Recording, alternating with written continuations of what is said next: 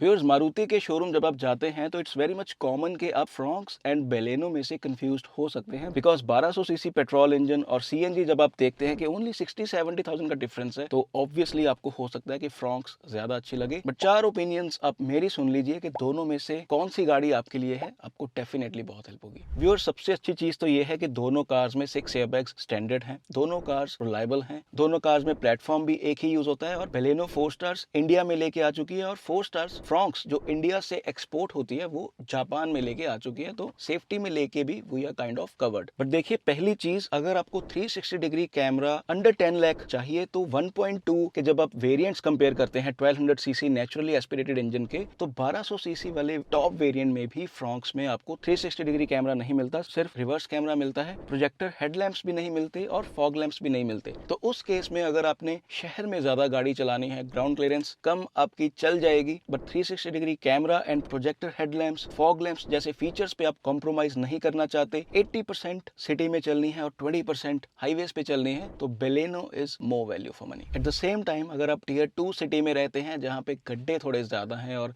Ground clearance आपको थोड़ी ज्यादा चाहिए, क्योंकि फ्रॉन्क्स में 190 mm की ग्राउंड क्लियरेंस है, तो पूरी सड़कों के लिए आप अगर फीचर्स पे 1.2 में कॉम्प्रोमाइज कर लेंगे तो आपको फ्रॉन्क्स जो है वो लेनी चाहिए। And specially if your roads get water clogged very easily, तो फ्रॉन्क्स यहाँ पे ग्राउंड क्लियरेंस के कारण 190 mm की थोड़ी सी advantage despite having lesser features tier 2 tier 3 cities में देती है। Third, I definitely have to say कि फ्रॉन्क्स की लुक्स बेलेनो से काफी अच्छी लगती है, और ये कोई एसयूवी मेरे अकॉर्डिंग नहीं लगती, but it looks like very good looking crossover. और जो ground clearance, approach angle and departure angle भी है, वो ना केवल एक अच्छी लुक्स देता है, बट ओवरऑल प्रैक्टिकलिटी में भी बेलेनो से इसके नंबर थोड़े ज्यादा है। देखिए, फ्यूल एफिशिएंसी से अगर आप कॉम्प्रोमाइज नहीं करना चाहते तो थैंकफुली दोनों में ही 1200 CC naturally aspirated and CNG साथ में आता है, और अगर फ्यूल एफिशिएंसी आपको चाहिए तो दोनों में ही AGS/AMT, जो कि प्रॉपर ऑटोमेटिक तो नहीं है बट थोड़ा सा जर्की आपको लग सकता है, but even then fuel efficiency पे अगर आप कॉम्प्रोमाइज नहीं करना चाहते तो दोनों में ही ये इंजन्स आते हैं।